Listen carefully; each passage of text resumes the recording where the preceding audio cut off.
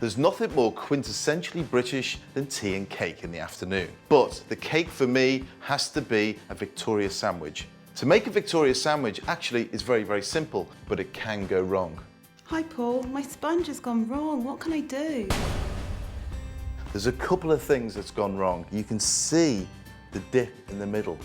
The temperature of your oven, if it was too high, it bakes on the outside but remains soft on the inside. So when you bring it out the oven, it just collapses after it comes out the oven. The other problem is when it dips when it's in the oven. This is normally caused by too much baking powder or too much rising agent. What happens is the baking powder grows in the oven, reaches its capacity, but it's still not baked, and then collapses. Be careful, A, when weighing up your ingredients.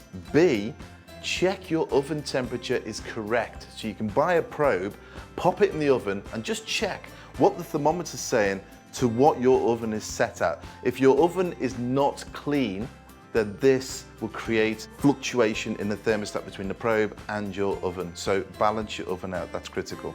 Now I'm making a Victoria sandwich using the all-in-one method. In here I have my flour, plain flour. Then I'm gonna add my butter, caster sugar, my baking powder. Because I'm using plain flour, this is gonna be my rising agent. Just take your mixer and on slow speed to start with, just break the mix up a little bit. So you're almost taking it to a crumb texture. You can see how yellow it goes with the butter's gone in there. Now I'm gonna add 4 eggs straight in. Bang, in. It takes years of practice, that.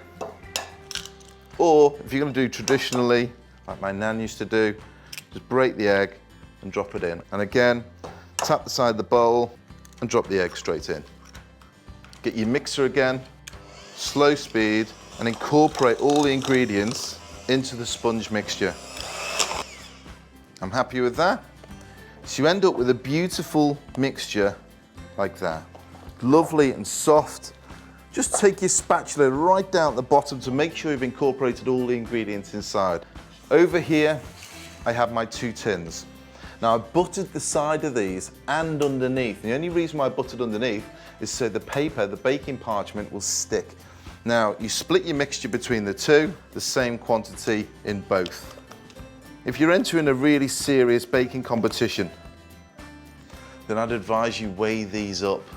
Just spread your mixture out a little bit to the edge of the tin. Just run your spatula around a little bit. Preheat your oven to 180, which is the temperature these things will bake at. As soon as this mixture hits the oven, it will equalize and then it will dome. Do exactly the same thing with the other one.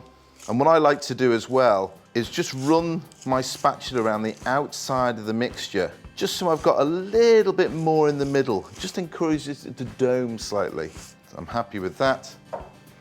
And then you pop them in at 180 and bake them off. Now what will happen is the edges will pull away slightly from the tin. It's an indication that the cake is ready. Now that is baked all the way around. It pulled away from the tin beautifully, and it's domed slightly in the middle. And it's a gorgeous golden color all the way around.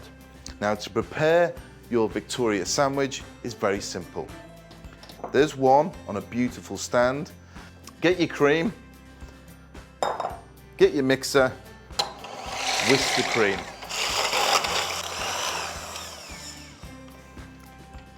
Perfect. So now you've got the cream, raspberry jam dolloped onto the top and just taken down towards the edge of the sponge. Then I'm going to add some cream onto the top of that.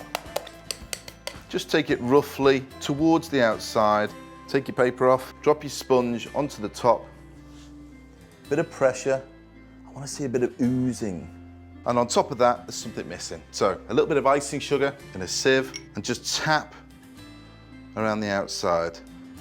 Oh yes, come to daddy. What's better on an afternoon than a proper Victoria sandwich? Beautiful even texture throughout the whole sponge. That's due to the mixing properly, the right amount of ingredients, the baking powder of the flour, good baking temperature, good consistency in the oven. I'll take this hit. Just need a cup of tea now. For advice, hints, tips and recipes on baking, visit fabflour.co.uk.